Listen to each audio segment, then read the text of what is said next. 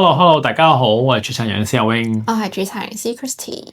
喂，今日講下有啲朋友仔問嘅問題喎，其實有冇啲配搭去食嘢會好啲啦？我舉幾個例子啊，今日好嘛？咁啊，啲人可能係素食嗰啲啦，就諗下啲蛋白質係咪配搭先夠營養㗎？其實就唔使點樣特別配搭嘅，即係大家知道呢個叫氨基酸啦，係咪有啲必須同埋身體會製造，必須就一定要食啦。咁但係我哋其實平時食嘢，你會有食飯啦，你會食下豆啊，咁其實已經足夠，即係已經係 combine 咗，就唔使話即係好緊張記住佢要點樣食。個蛋白質，如果唔係就唔夠啊，唔完整嘅蛋白質啊，咁呢個概念就係咯，大家唔需要特別擔心嘅，我覺得。第二樣嘢就啲人講緊點樣將啲肌肉修復得好啊，係嘛，增肌啊嗰啲，香蕉加豆漿咩嚟嘅咧？咁就係呢個之前有個觀眾問過啦，香蕉加豆漿到底得唔得？其實有時我哋就會冇話乜嘢得唔得嘅，係啦。不過我哋就會話1+1大過2，即係咩意思咧？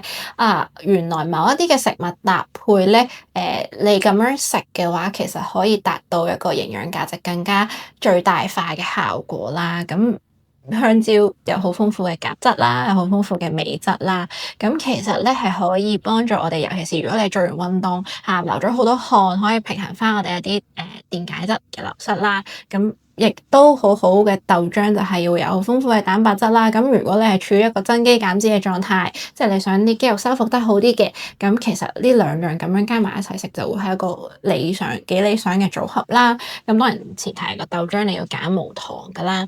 咁第三個好常見嘅一啲搭配就會係譬如牛油果配番茄，係啦。咁呢個我哋之前都有幾集講過啦。茄紅素對於可能男士健康都係十分之好，預防譬如前列腺癌一個好好嘅即係營養素啦。咁但係番茄入面嘅茄紅素咧，其實需要油脂㗎喎。咁就係呢啲我哋成日講話1+1大過2嘅營養，即係你要咁樣攝取會更加好啦。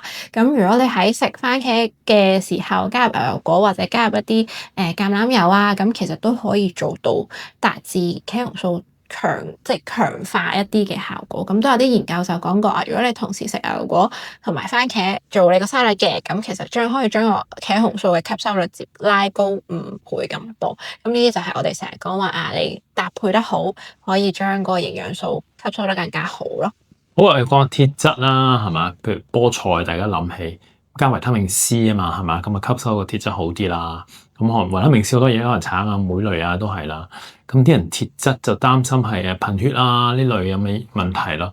咁我諗應該唔太困難嘅。其實你即係食完一餐飯，跟住有個生果，即係之飯前或者飯後，其中有一個生果，咁其實已經有維他命 C 啦。咁所以就應該不難去處理到呢樣嘢嘅。係啦，或者有時整沙律最簡單就係你可以搭配少少水果喺入面啦。咁你可能擺上去望落去個擺盤又靚啲啦，個色彩豐富啲。咁但係其實同一時間個營養素都會 double up 咗，即係令到身體嘅鐵質吸收得更加好啦。尤其是如果你係一啲全素或者素食嘅人士，咁你都知道如果一啲植物性嘅鐵質咧，咁其實有維他命 C 嘅幫助下面，身體係會吸收得更加好嘅。咁就減少一啲可能因為飲食或者唔夠即係飲食入面吸收得唔夠鐵質而導致貧血嘅情況咧。